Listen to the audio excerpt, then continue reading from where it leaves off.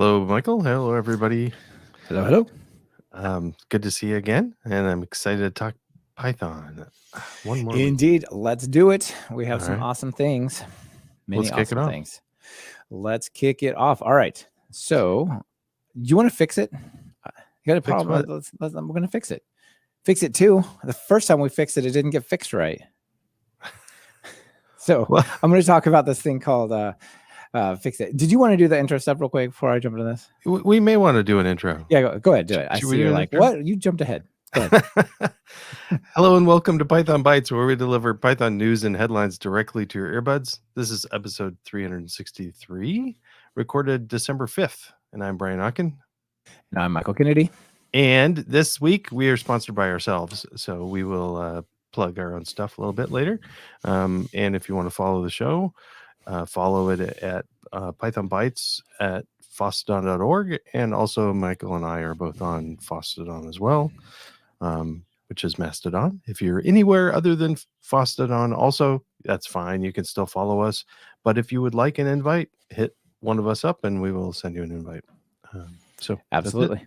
Now let's talk about Fixit. I just want a little meta sidebar there. Mastodon has made it easier to start following people from other instances, by the way. I don't know if you remember how it used to be. You'd go and somebody would be like at mass.to and it'd be like sign in, and you couldn't follow them. You have to sign in. You're like, but I don't have an account here. What is this weirdness? So now if you say follow, it'll pull a drop down and say, give me a few letters out of your instance, and then we'll direct you over there where you're signed in to click follow. So it's a little bit easier to follow anybody on Mastodon. It's still clunky. I don't know why it's so hard, but so what I usually do is I'm not tried that. I usually like pop somebody's whole, like say at mkennedy at fastodon.org or something, and pop it in the search bar. That's what I did previously as well. Yeah. Yeah. It usually finds the person, right? Yeah. So, yeah. You can even put just the whole URL of their profile without reordering it to their user. Yeah, but if I'm trying to find the URL, that's sometimes Indeed. All right. Well, Mastodon's getting a little smoother, and actually, Mastodon conversations are going to be featured, at least in my stuff here, somewhat heavily. So yeah, let's talk about Fixit. So Fixit is this. What's the best way to put it? It's probably a Flake 8 like. They compare it to Flake 8. This comes from Meta, aka Facebook, and it's a linter for their mono repo. And when you hear mono repo, that is not a monolith. Ironically, a lot of times the more broken up your code is, the more if it's a mono repo. But anyway, they have literally a single repo. Is it Git? I'm not sure, but something like a single Git repo for all of Facebook, which is just insane. They want to lint that, and they want to have things like Black applied to it. And Black actually came from Lukasz Lenga, who was at Meta at the time. So kind of funny. But they don't use Black. I don't know why they don't use Black. They have some reasons. Seems like Black saw some of them and could be probably adapted while Lukasz was there. But anyway, they don't. So they had this thing called Fixit that goes through and is more like Black, even though they compare it to Flake 8, in that it not just finds problems, but fixes them and normalizes things like where do your commas go in a list, or you have a plus to continue a line. Is that at the end of the one line or the beginning of the other line, right? Those kinds of things we're all familiar with. So they built one called Fixit, and now they released another one called Fixit 2 that's supposed to be better, and they open sourced it so people can check this out if they're interested, right? So I'll tell you quick few things about it, and let's bump over to the Mastodon, not the Mastodon, Omnivore, other thing, because I have notes on this big long thing. So it turns out that Python is super popular over at Meta, which is really cool. And they have production engineers and software engineers. So production engineers are like software devs who do production. Their main role is to do production. And they also have a whole Python language foundation team, which is pretty interesting. And the job of this team is basically to build tools for the rest of the team. And that's where this Fixit thing comes. So one question is like, why not just use, say, Black or Flake 8 or whatever, or rough format? Well, hey, now we're getting there. Okay. So it says, of course, there's alternatives to Flake 8, but for example, Flake 8 doesn't fix things. It just tells you that there are errors. Yeah. It has limited support. And this is kind of interesting for hierarchical configurations for different projects within a monorepo. So even though it's a monorepo, maybe like the API gets formatted this way, but the DevOps code gets a different set of configurations because it's a different team, but you still want to just hit the repo with it, right? Interesting. Yeah, that's an interesting. So there's it is worth bringing up, I thought, because there are some interesting ideas and some interesting challenges. Slow performance on code on large code bases. And then another thing that they do a lot is they plug in custom rules, linting rules and correction rules at a hierarchical level, which is kind of interesting, right? Now, Brian, I don't know, everyone sees it, but I have a list of these 4 things, these 4 reasons of why not just X. 3 of them are green because rough absolutely hits all rough space format hits all of those. Rough format didn't exist. And I honestly wonder if rough format existed, is this a thing that gets created? I'm not sure. I mean, it's an open question. I didn't know that rough could do hierarchical configuration.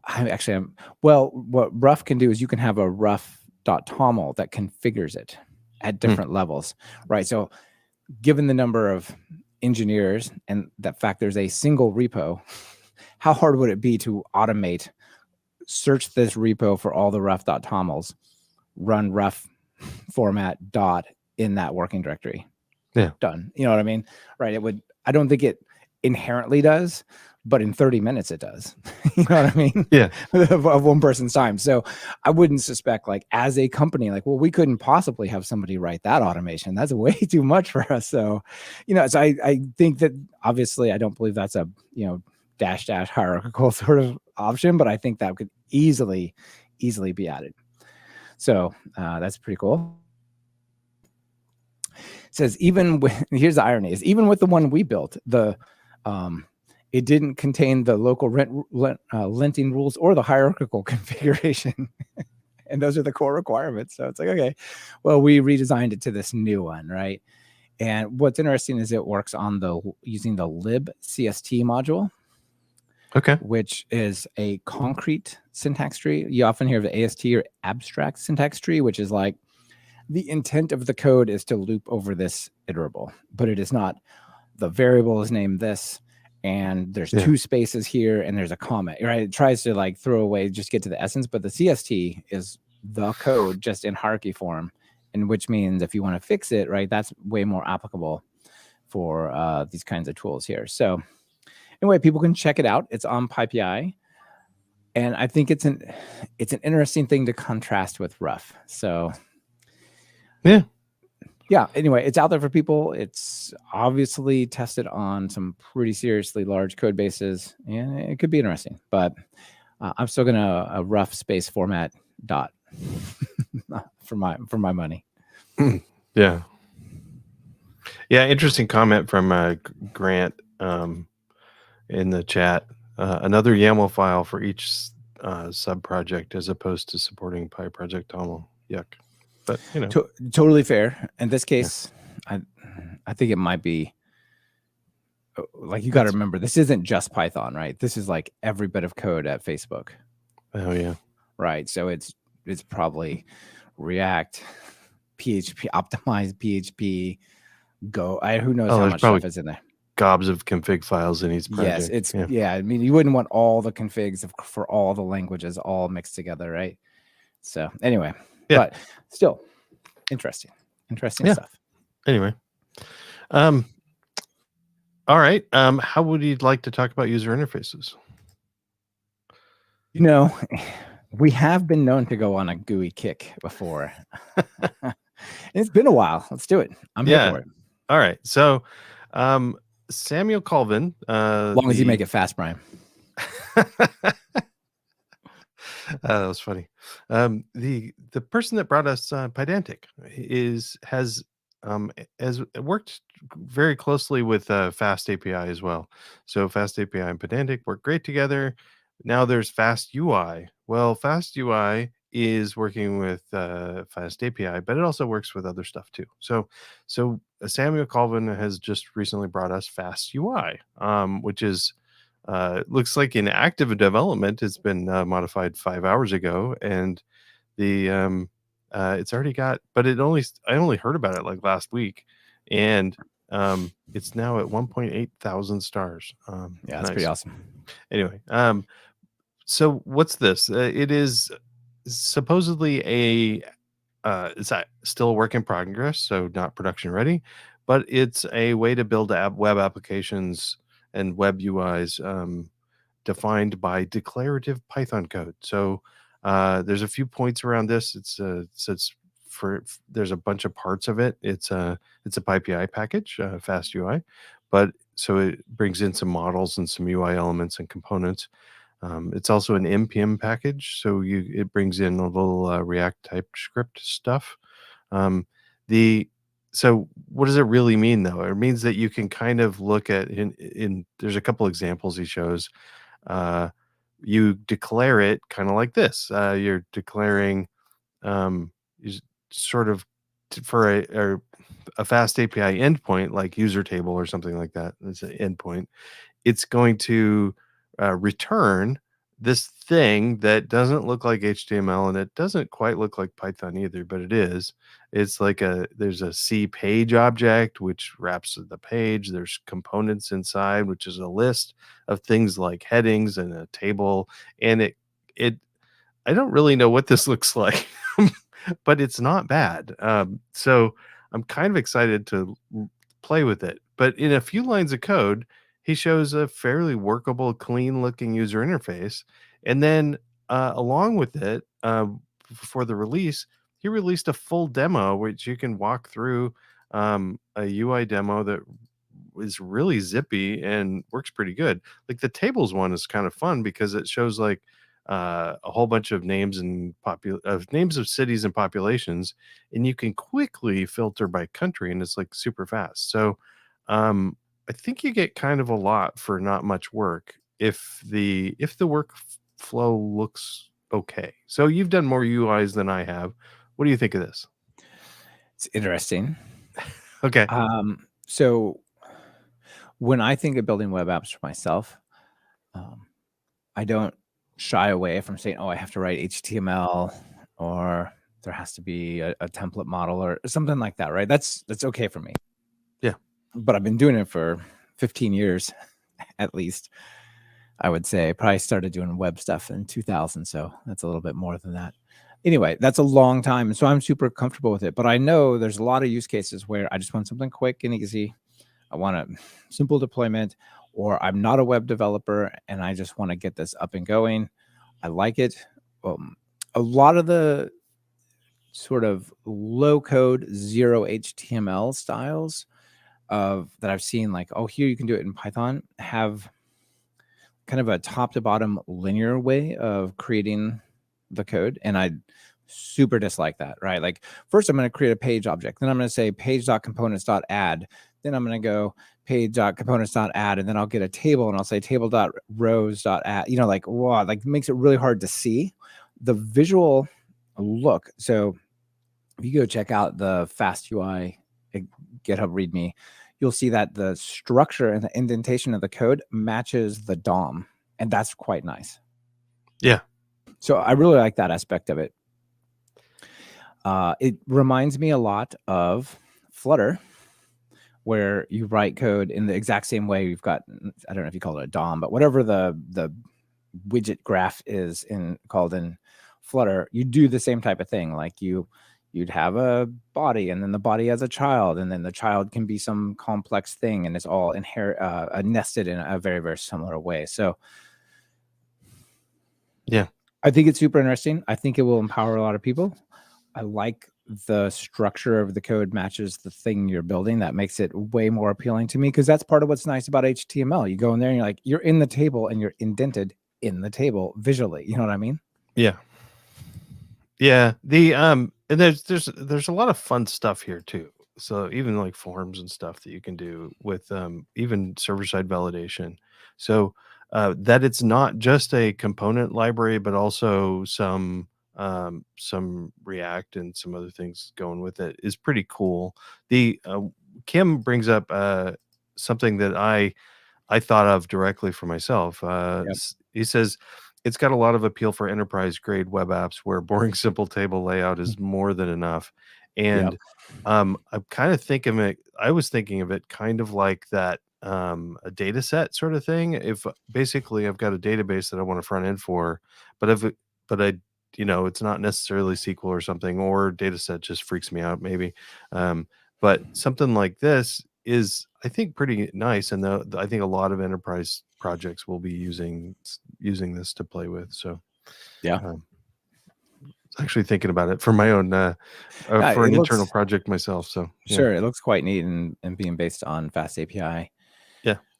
Boy, would it be cool if there was a run it locally as an Electron app like thing. Oh yeah. Where the Electron app shipped with Python and just ran a hidden built-in user API interface server, so like it becomes make it a thing, an exe or a .app I could share with my users. Yeah. But yeah, I agree with Kim that forms over data, this nails it. Yeah.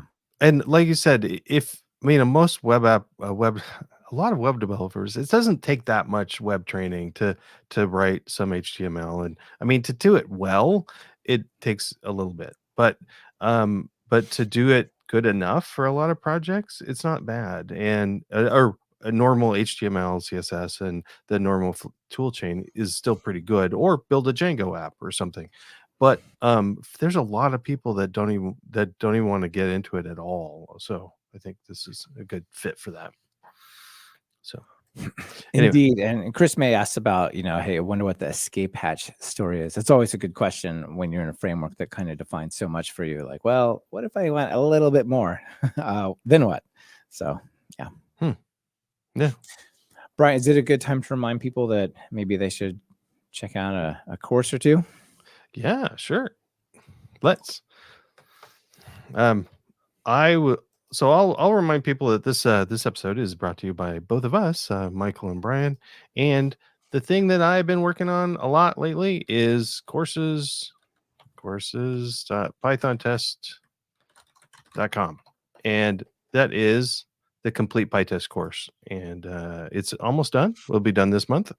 I've got 13 out of 16 chapters done so far, and it will grow then after I've gone through the entire Python testing with PyTest book. There's extras there, and as I've noted before, there's a lot of stuff at the end that has changed a lot, like talks and CI and things since the book came out. So it's pretty excited. So how about you? Yeah, very awesome. I would just want to highlight maybe some of our new courses. We have an early access Visual Studio Code for Python developers course, which is partway done, but available in early access mode if you want to check that out. We have a data science jumpstart with 10 projects from Matt Harrison, and HTMX plus Django course by Christopher Trudeau. So all of those are excellent, and we got plenty more coming as well. So people should check those out. Sweet. All right, let's go to Mastodon. So this one's not exactly Python, but there are Python elements to it. And basically, I said, we talked about this after the show, and I thought, why don't I just have this conversation for people out there? And I'll throw out a list. It's like, I've got a bunch of emails. Want to be able to reach out to people. I want to run a newsletter, or I want to run a training company and a podcast, and I want to gather those up. And for many years, I've been using MailChimp, and they just increasingly rub me the wrong way. Just on principle, I'm not super keen about it. 3 months ago, they're like, oh, we got to raise our prices because the database storage for your 20K or whatever it turns out to be is really rough. So it's another $100. Then the next month, oh, we're going to need to raise our prices. It's another $100 on top of the previous, another $100. And I'm just I'm not really using a lot of this. And I kind of want to look for something else, right? So I went to Mastodon and said, hey, folks, MailChimp alternatives. And boy, oh boy, did we get a ton of conversation about this. And so I've gathered this all up and put the results of that into a list that I posted on the show notes. So I just want to run through this really quick because there's some interesting choices for people that have like small or large mailing lists, right? So they come from all these different places and interesting choices. So for example, one of them is called Email Octopus because you know how much it can send, like 8 times as much email as like a regular, maybe 4, like a 2-handed creature. With all of its 8 arms, it can really send email. Now, so this one is email marketing, which is kind of interesting. There's ListMonk, which is an open source, free, self-hosted newsletter and mailing list manager. Interesting, right? With 12,000 GitHub stars. There's CLIs, which is similar, is also open source, gemacht in Deutschland, made in Germany. Very, very cool, and looks kind of visually nice, right? There's Millie Herald, which is a Ruby on Rails one, also self-hosted, which is kind of fun. There's Send Portal again. So I didn't know about so many of these open source ones, and that's kind of why I thought it might be interesting to point this out to people on the show, right? Like there's actually a bunch of open source ones. Quite sadly, I haven't found a decent Python one. So there's that. There's Brevo, which is another one. Button Down. This one is not open source, but it is made with Python open source. So I talked to the guy who runs Button Down, and this one is written in Django. So if you want your newsletters powered by Django, I don't think it's open source, but anyway, pretty neat option there. There's Zoho, which is pretty cool. Sendy, here's another cool one. Sendy is also self-hosted, but it's not open source, but you buy it once for like $70 and then you run it on your system. And what's cool is it hooks into AWS SES, which is their simple email service, which if you send a bunch of emails, you probably have. I don't. I do, but I don't use it. I have SendGrid, which it also works with, and Mailjet and Elastic Email. And the thing that's cool about these is you can send like 10,000 emails for $1. Right? And it's based on consumption, right? Like even if I don't send a mail in MailChimp, it's many hundreds of dollars to just say, well, we're going to keep your database records fresh for you. They'll sit here. But this one, it's like, they say 100 times cheaper. I mean, obviously it matters how you use it, but you plug it into one of these super, super simple things, and they'll even set it up for you. You can pay them like another $70 and they'll set up a server, an Ubuntu server or Linux server. I'll set it for you. So this is the one I'm actually thinking of going with potentially. Then there's ConvertKit, Mautic, I don't know, open source marketing instead of just email, Constant Contact. I don't have any relations with any of these, by the way, folks. GetResponse, ConvertKit, all of those. So if you want to see the Mastodon conversation about why people suggested them, some people are like, oh, I worked with that, but it sucked. Don't use that. And so on. You can check it out. So I thought there's probably enough people out there who are going like, I have this problem and I just see so many choices. And what are they? Maybe there's open source. Maybe there's some Python thing. So there it is. So we don't have a solution, but you've got something. Well, I can report back to people how things go. So it's a fork in the road for me, right? Yeah. On one hand, I don't do any tracking of people. And so I don't know, like retargeting and all these kind of like campaigns where like, if you come and visit this page, but then 2 days you visit that page, then we're going to send, like that kind of stuff. I don't really do that. So I just basically send emails to people. And in that case, right, you should be looking at something simpler. Maybe one of those open source ones is pretty nice.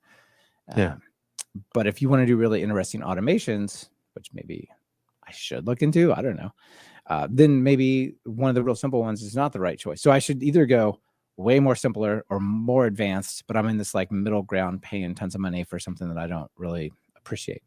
And I've also, finally wrapping this, put a bow on this. People have said, well, you can just use mail merge with Excel, with Google Sheets and like send it out of your Gmail. Like, no, that's awesome. If you run like a soccer team and you want to send them a message or something like that. But if you have to be subjected to the US Can Spam Act, the GDPR, people delete my stuff, delete my info you have on me. I want to unsubscribe or want to partially unsubscribe, or my mail bounced and I got to stop sending it. Like all of that. No, you can't just like automate send. Even out of SendGrid is not enough, right? You need to have a whole backend that like deals with all that crap. And that's what a lot of these like open source ones bring. So anyway, pretty cool. Newsletter is having a newsletter is more complicated than people think, because it just is. It's way more complicated. And the weird thing that, like, the first time I tried to set one up was that you have to put your address down, and yes, so it's kind of a weird quirk. It makes sense, but also it's weird. But it kind of doesn't make sense. It kind of doesn't make sense. Yeah. Like, do I really just have to put my house there? What can I put there? Like, but because the U.S. Can Spam Act, I think, is the reason that is there. And that's the government, right? Like, maybe we should have cookie banners that everyone clicks like 5 times an hour a day for the rest of their life. That's going to make things better. Well, I used to like, I know we've done this enough, but sorry about that. I used to do MailChimp, but I had a PO box set up just for that. And I was like, I don't use it for anything. So instead of paying the post office, I switched to paying ConvertKit, because one of the things ConvertKit does is you can use their address, which interesting. Which is interesting. But I'm still on the fence on ConvertKit. I'm trying it out, so we'll see. We can both report back to people and see, but it's tricky stuff. So anyway, hopefully that helps the folks. Now, completely change of gears. Back to command line interfaces. I talked about user interfaces on GUIs, but let's talk CLIs a little bit. So back on episode, what was it, 361, we talked about appeal. And I've talked about argparse and click and typer and stuff like that before. Appeal was another one. And this all came out because I did an episode on Python test about argparse applications and testing. So somebody, actually Sander76 on Mastodon, contacted me and said, hey, there's a bunch of other options other than the ones you've covered so far. Have you looked at these, and how do you test them? I don't have an answer about how to test them, but I was interested in this whole kind of line of things. So there's a set of command line interface tools that instead of argparse style or something of telling, defining flags, they define it based on a configurable object. So his clipstick, for instance, let's start with Tyro. This is one of the early ones that's kind of easy to figure out. Tyro is a command line interface tool that you can use data classes or Pydantic or adders to define all the options. So, for instance, here's an example we're showing in the video. You can you import Tyro, and then you define a data class with types on a bunch of args. It doesn't matter what it is, what's called, but you have a class with a bunch of elements in it, and those are the things that you can pass to your application now. And then you just you implement a Tyro CLI application that's the arguments, and it's kind of cool on parsing args that way.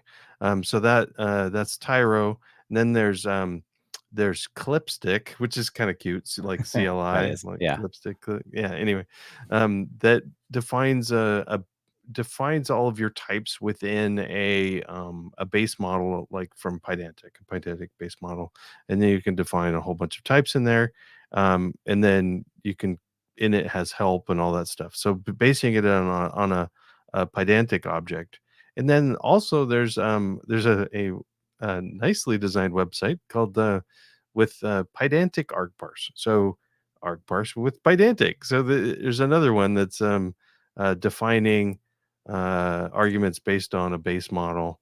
And I haven't played with these yet. I just wanted to report back that these are some different ways to set up user interfaces using like Pydantic or data classes or adders or something like that as an object. And then you have, you get like this args object. Instead of having a whole bunch of different elements, you have like this object with all of your arguments that you can pass around. And since it's things like Pydantic, you can do things, I haven't played with it, but I'm guessing that you can do things like limit the scope. So it's not just an integer, but it's an integer between 1 and 5 or something like that.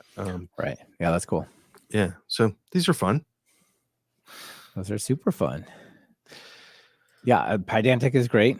Typing for this kind of stuff is great because it's usually not open-ended, right? That should be a number, and if it's not, it's going to be a problem. Or that should be a string for the host name, and it's required. All these things like really map over to that validation side of Pydantic. But I do want to. So from Sandra 76's question, how do you test these, or is testing easier? It is a good question, and I've put it on my to-do list for January or sometime in 2024 to take a look at. So I'll have to report back about that also. Yeah, very nice. Very nice. So it's the Samuel Colvin and team day for you with FastUI and the Pydantic based stuff. Yeah, indeed. Good stuff. So, all right. Extras. You want me to do mine first? Yeah, let's hit yours first.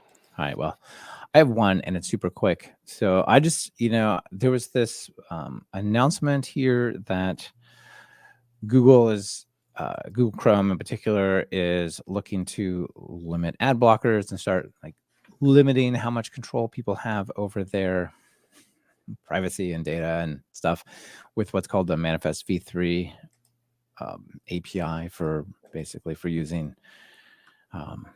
extensions. And the main rule here is that they're limiting how many domains and rules you can apply to block, basically to limit network traffic. So you can say, well, there's 500 ads you can block, but those are the only 500, right? Which really limits it. So people were whining. I'm like, why don't I just write an article? Because like I could turn all that stuff off and I don't care at my house, and you could too. Just instead of worrying about what these browsers are doing, just go and turn on a network level ad blocker. Like you can use Next DNS, which I've talked about before, or you can, if you want to run your own server and only have it when you're home, you can use Pi-hole, which I know that's super awesome, but Next DNS is a service, so when you're at the coffee shop or traveling or on your phone, you can also have the benefit of Pi-hole. But anyway, talked a lot about how that works and how you set it up with some cool graphs. Like it's like 10,000 block queries on my network for just 2 people for a little bit. And also, this is all great. Once you set this up, though, when you get to a place that says, hey, you have to disable your ad blocker or you can't watch this movie, read this article, you're like, you know what? I hate you, but just for a minute, I have to do this because I really, really need to get here. It talks about how you can set up a second browser. Like for me, it's Firefox, not Vivaldi. Like Vivaldi's my one, but Firefox, I set it up to use a DNS over HTTPS, but one that doesn't block, like Cloudflare or something that doesn't filter anything. So if I have to escape my blocking network for whatever reason, I can just run Firefox and it tunnels out of all this restrictions, which is usually nice. But when you need to turn it off, you got to turn it off. So there's quick article, essay, whatever you want to call it, for people to check out. Yeah, things like that still bug me though. Like the turn off ad blockers. Can't be that high of a percentage of the population that's turning them off. So yeah, I know. Weird. Yeah, there was one show. It was like Peacock or Paramount. One of those streaming platforms would not let my wife watch some show because it says she had her ad blocker on. Of course, she didn't. She was on the Wi-Fi, which was blocking everything. And also the extra benefit here is this means your mobile apps have ad blockers built in. This means your TV has an ad blocker built in. This means like everything has an ad blocker built in, not just your browser, right? So all this whinging over like whether or not you can do blocking in a browser, like, you could just do better and it's not even your problem anymore, right? So it was super. She's like, well, Michael, how do I watch this? I'm like, oh, I don't know, actually. I'm sorry, but I don't want to turn it off for the whole everything, right? Like I just want to let you watch your movies. How do you do that? So that's in there as well. Yeah. Okay, cool. Nice. Okay, I've got a few extras. Won't take long though. Django 5 released yesterday. We've already talked about all the cool features of Django 5, didn't we? I think you covered it a couple weeks ago. I just noticed that it is it's not a beta or anything anymore. It's released. So as of December 4th. It's all grown up. Yeah. So that's awesome. I'm excited to play with that. So that's fun. And then something submitted by Paul Berry. So thank you. Is he says Brian seems to like Vim, and you can use Vim key bindings in a lot of places. And so he sent over the Vim key bindings everywhere, the ultimate list. And it is a GitHub repo with a whole bunch of awesome things like debuggers and like Vim PDB. I didn't know you could do that. That'll be fun. IPython, you can turn VI key bindings on with IPython. Anyway, quite a few fun fun settings and telling you how to do it for different things. So even nice. email clients. Look at that. Yeah, none of them I use, but I used to use Mutt a long time ago. Yeah, I don't see mine either, but that's so cool. Thunderbird, I should try that. Yeah. Okay. So and then I've got, for my last extra, I have a little drama. So I talked about last week that I think that Python, or we have before, the test and code is now Python test, my other podcast, but I left it on the domain test and code for a while. But recently I tried switching it to podcast. So what we're looking at now is podcast.pythontest.com. So the new URL is that. But if you just go to pythontest.com, there's a link to the podcast, so you can find it that way. But it's podcast.pythontest.com. Anyway, what do I do with the old domain? I redirected it, but it didn't work. I don't know what I did wrong. I contacted Namecheap and they said looks fine to us. So not sure what went wrong. So I changed the DNS settings last night to just point to like a small site. So a small site that looks like this morning that just says, "Hey, I'm here, testing code. The podcast moved. It's over there." And so just so that it won't 404 on people. And I also have some redirects. So if you say like testingcode.com/23, it'll redirect to the 23rd episode over on the other one. Awesome. Except it didn't work last night. I was pulling my hair out, and then I woke up this morning and it worked on my phone, but not here yet. So I know that there's this thing of saying if you ever muck with DNS, it can take up to 72 hours to like ripple through the internet. I haven't ever had to deal with that before. It's always been pretty quick whenever I muck with DNS settings. Apparently I'm hitting that. So hopefully in a few days it'll be all resolved. And so now I have to reset my days since the last DNS problem to 0. So days since last. Oh my God, that is so amazing. I love it. So I'm showing an Etsy. I think you can find them lots of places, but there's an Etsy sticker that says 0 days since it was DNS, and in parentheses, it's always DNS. It is. Anyway. Oh my gosh, Brian, are you foreshadowing here? Maybe. Do you know what I did this whole weekend? I have 2 things to cover from my extras. Okay. Well, I covered the one, and I also just realized I wanted to give a quick mention just in case. I spent I don't have anything to show, but so let's just leave this up because it's perfect. Okay. I spent all of the weekend and a good chunk of Monday migrating domains from different places. I have a bunch of old ones at GoDaddy because 15 years ago that seemed all right. Yeah. And they're super hard to get out of there. So I've got a bunch at Google Domains because I thought Google Domains is beautiful until Google decided to shut that down because apparently it's too much work to store like a DNS file that's 500 characters. I don't know. Because it's a commodity now and they can't make money off of it. I know. Anyway, I can understand it, but anyway, so I had like, well, I don't want to stuff on that thing that's like shutting down. I got to move that off, and I got some others in other places. So moving that all together, holy moly, does that take some time? And sometimes they move quickly, sometimes they don't. Some of the domains have security turned on that if they transfer, it takes 3 days for it to disable, but the domain will transfer right away. But if you transfer it if you reset it too quickly, it'll like just permanently stop working. Some of them have to have SSL as part of the DNS definition.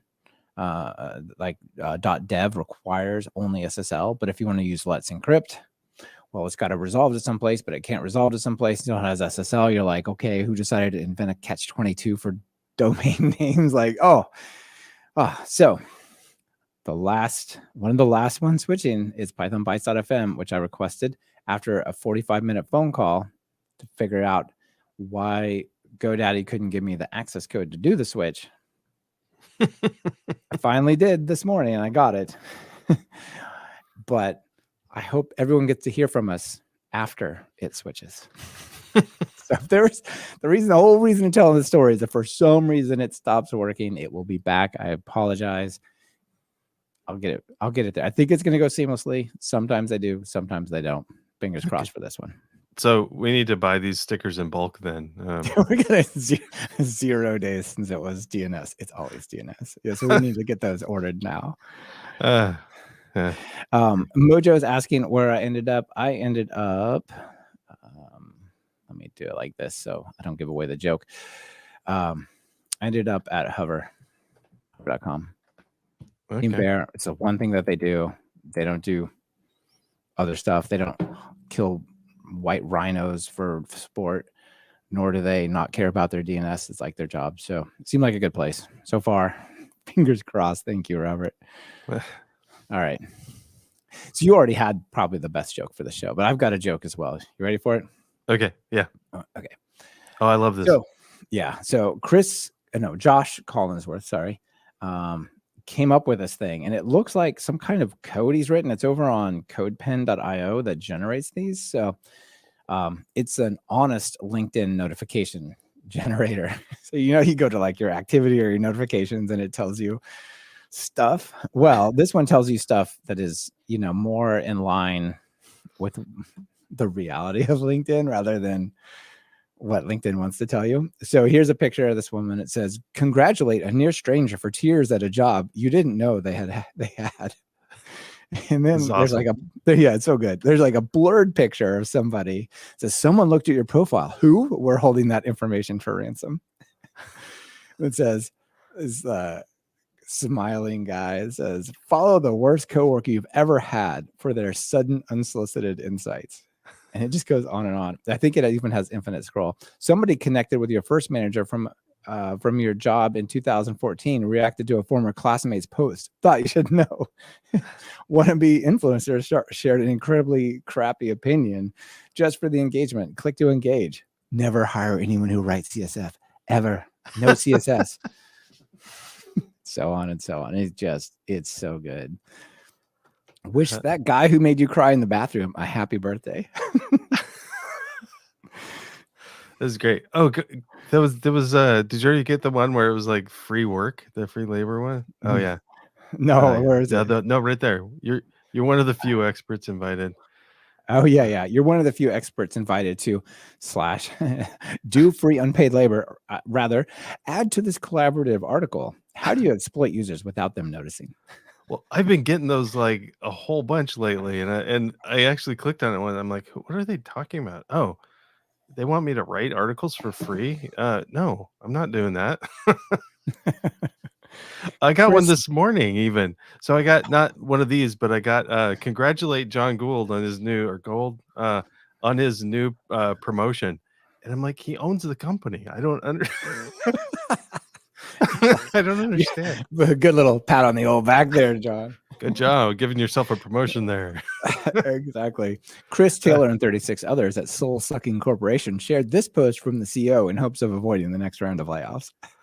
These are good. Get a lot of those. Yeah. All right. Well, I don't know if it's too dark, but that's what I brought for the joke. I think it's great. I kind of like LinkedIn to like keep in touch with people and keep up your resume and stuff like that. But I don't actually ever use it as a finding new articles through that service. But anyway. There's a whole group of people who do. I don't think I'm part of it either. But yeah, I'm not the target audience, so it's all right. Yeah. All right. Well, thanks again for a lovely Python Bytes. Absolutely. Bye. See you all later. Bye.